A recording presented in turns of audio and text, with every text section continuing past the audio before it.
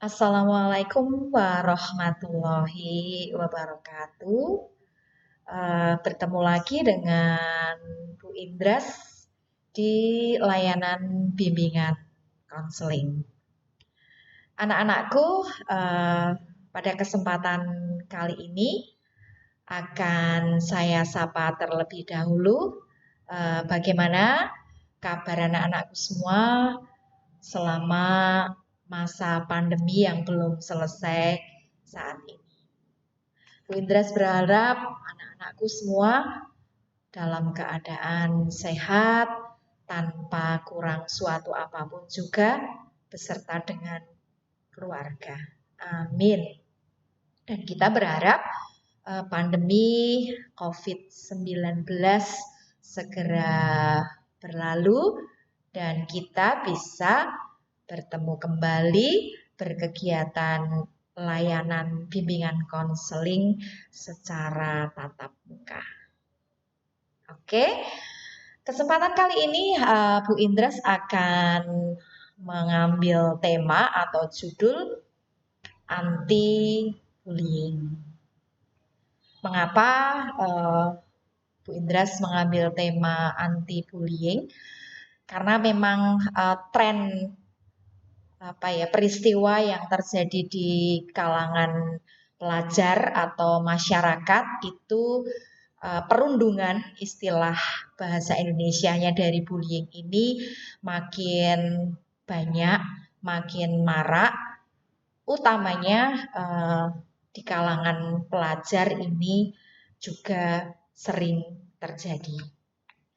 Oke, anak-anak, sebelum saya sampai pada materi yang akan Ibu sampaikan, sebagai prolog bahwa baru saja terjadi bullying yang menimpa pada siswa-siswi di suatu sekolah, yaitu dengan memanfaatkan media massa dengan saling mengucapkan kata-kata yang tidak semestinya, yang sebenarnya komunikasi ini bisa dilakukan secara baik-baik saja, ya, agar perundungan di kalangan remaja melalui media massa ini tidak banyak terjadi. Maka tema pada kesempatan kali ini mengambil judul anti-bullying.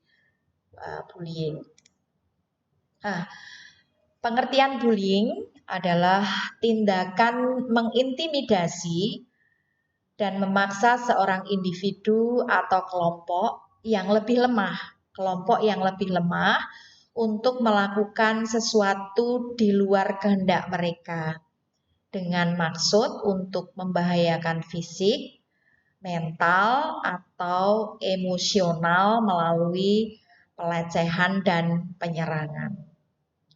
Jadi ini perilaku yang memaksa orang lain, ya, memaksa orang lain yang lebih lemah tentunya. Contohnya kalau di kalangan pelajar ya kakak kelas dengan adik kelas, teman-teman yang mungkin secara fisik mempunyai postur tubuh yang lebih tinggi pada orang lain, teman-temannya yang mungkin lebih kecil, ya. Kemudian laki-laki memperlakukan intimidasi terhadap temannya perempuan. Ini contohnya seperti itu. Nah, bentuk yang paling umum dari bentuk penindasan atau bullying di sekolah adalah pelecehan verbal, ya, dengan menggunakan kata-kata yang bisa berwujud ejekan, ya, kemudian menggoda atau meledek dalam penyebutan nama. Nah, karena ini adalah masa pandemi di mana kalian tidak bisa bertemu muka dengan dengan teman-temanmu. Nah, ini sekarang trennya menggunakan media massa, penindasan atau bullying ini. Nah, tentu saja kalau dengan menggunakan tulisan di media massa itu pemahaman akan berbeda. Jadi bahasa tulis dengan bahasa kita ngomong itu akan memunculkan pemahaman yang berbeda. Bisa saja hal ini menyebabkan beda pendapat. Nah, yang lain ketika tidak berhadapan langsung antara satu dengan orang lain ini muncul keberanian, ya, karena tidak ketemu langsung itu keberanian ini muncul sehingga dia leluasa akan memilih kata-kata yang menyakitkan begitu atau kata-kata yang tidak sopan. Nah, seringkali malah yang memilih kata-kata tidak sopan ini dia tidak tahu artinya. Ya, lucu ya, menggunakan atau memilih kata sebuah kata tetapi dia tidak tahu artinya. Mengapa dia pilih kata itu ya? Lebih baik pilih kata-kata yang membuat orang lain itu senang, menyejukkan, memotivasi. Ya, namanya anak-anak ya, Dik ya. Nah, yang berikutnya adalah kita lihat di sini dampak dari bullying. Kita lihat ya, dampak dari bullying. Ini adalah kepada korban bullying ya. Kalau pelakunya sih bisa berjalan bebas kemana aja, melenggang ya. Tapi bagi si korban bullying ini akan muncul beberapa reaksi ya. Kita lihat di sini korban akan muncul rasa takut, kemudian stres, cemas, hingga depresi berlebihan oleh si korban. Ya, munculnya rasa takut ini bisa takut ketemu, kemudian keringat dingin, ya, ketakutan yang berkepanjangan. Ini yang terjadi pada diri si korban. Selanjutnya adalah timbul keinginan untuk melukai diri sendiri. Ini banyak terjadi. Misalnya dengan upaya untuk menyayat ini nadi, ya. Kemudian ada yang membentur-benturkan kepalanya ke tembok. Ini adalah manifestasi atau wujud dari keinginan untuk melukai dirinya sendiri. Nah, selanjutnya si korban akan mengalami kesulitan tidur, nafsu makannya menurun, kemudian suasana hati tidak stabil, ya, mungkin detak jantungnya menjadi lebih cepat begitu, mudah terengah-engah, bahkan sampai dengan tidak berdaya. Nah, apakah kalian ya pelaku bullying ini tidak kasihan terhadap teman-temanmu yang menjadi korban bila akibatnya atau dampaknya sampai seperti ini?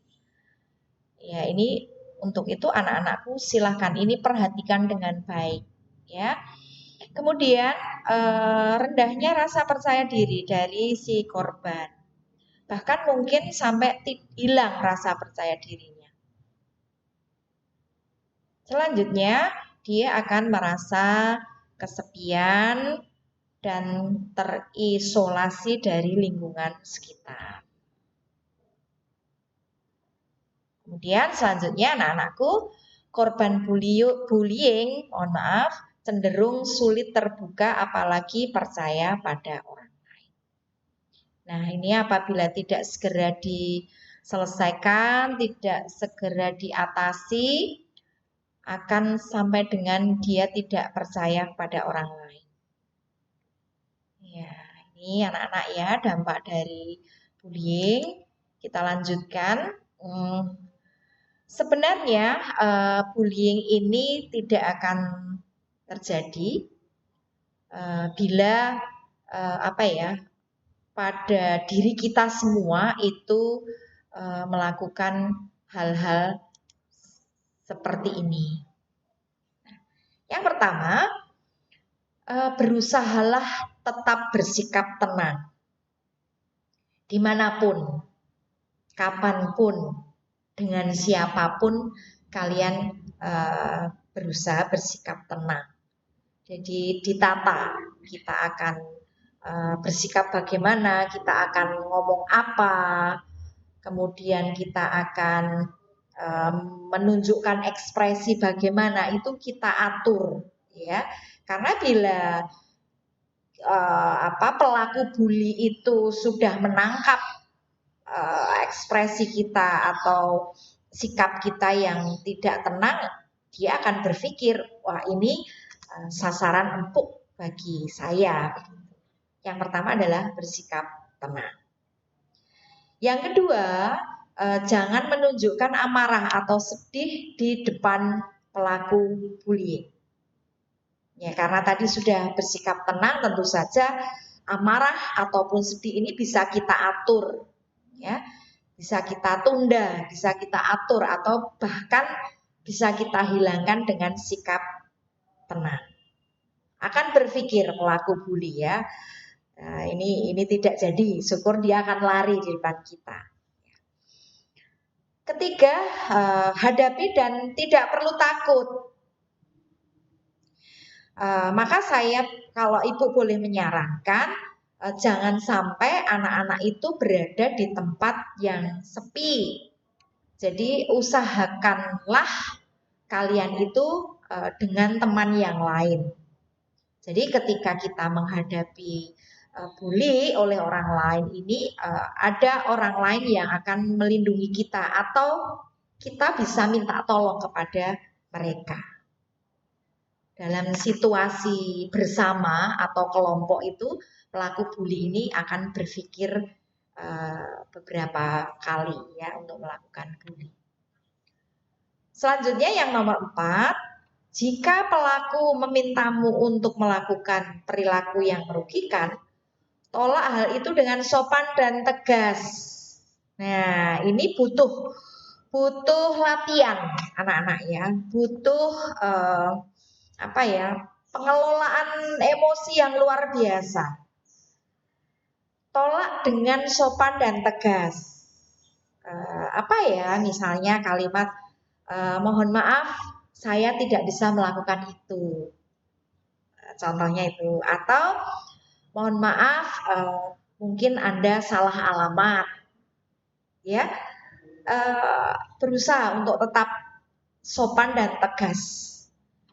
Dan kalau dalam situasi yang kritis atau situasi yang membahayakan, jangan lakukan, saya akan berteriak, misalnya begitu. Tidak apa-apa, tegas ini. Itu ya, anak-anak, ya, insya Allah kalian bisa terlatih dengan hal ini. Yang nomor 5, menghindar bila ada kemungkinan kamu dalam bahaya. Nah, ya, ketika dalam situasi kelompok tadi kan akan lebih mudah kita minta tolong, atau kalau terpaksa dalam keadaan kamu itu sendiri, ya, menghindar, lari, atau berteriak. Ya, ini Allah memberikan kita mulut, ini salah satu fungsinya berteriak ketika kita dalam situasi bahaya. Nomor 6, cobalah cari bantuan dari orang di sekitar. Ya, ketika terjadi di sekolah, ya, dengan bapak ibu guru yang lain, dengan teman, ya, dengan satpam, gitu, ya, orang-orang dewasa lain yang bisa menolong kalian. Ketujuh, ini seperti yang Ibu sampaikan di depan tadi, bahwa tren sekarang ini bully di media sosial. Blokir semua akun media sosial si pelaku bully. Ini terjadi bila kamu mengalami cyberbullying di internet. Ya, jadi blokir saja si pelaku bully. Dan kalau kalian ada kesempatan, Dek, bullying di media sosial ini, lakukan screenshot kata-kata, misalnya kata-kata atau gambar yang yang kamu tidak berkenan atau ini cenderung pada perilaku intimidasi, bisa saja kamu screenshot untuk bukti ketika kamu lapor kepada Bapak Ibu guru, wali kelas atau guru bimbingan konseling atau bahkan kepada pihak berwajib. Ini penting. Ya.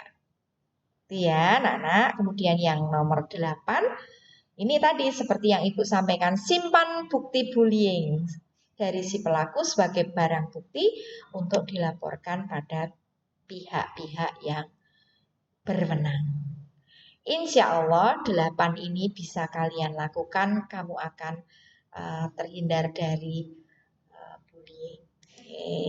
Nah, terakhir ingin Ibu sampaikan, akhiri atau stop bullying mulai sekarang juga. Ya, dan itu bisa kita lakukan mulai sekarang. 8 tadi ya, diingat. Insya Allah kalian akan selamat. Nah, bila ini deh pesan terakhir saya, ingat bahwa korban bullying ini bisa saja suatu saat akan menjadi pelaku bully.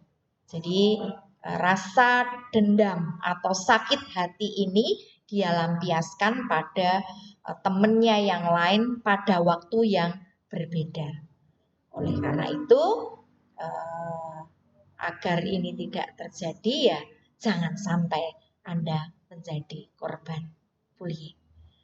Tetap semangat anak-anakku, teruslah belajar untuk menggapai cita-cita, menyelesaikan sekolah dengan sehat, selamat, dan bebas dari bully. Dari Bu Indras, demikian layanan bimbingan konseling pada kesempatan kali ini. Sampai bertemu pada layanan bimbingan konseling berikutnya. Assalamualaikum warahmatullahi wabarakatuh.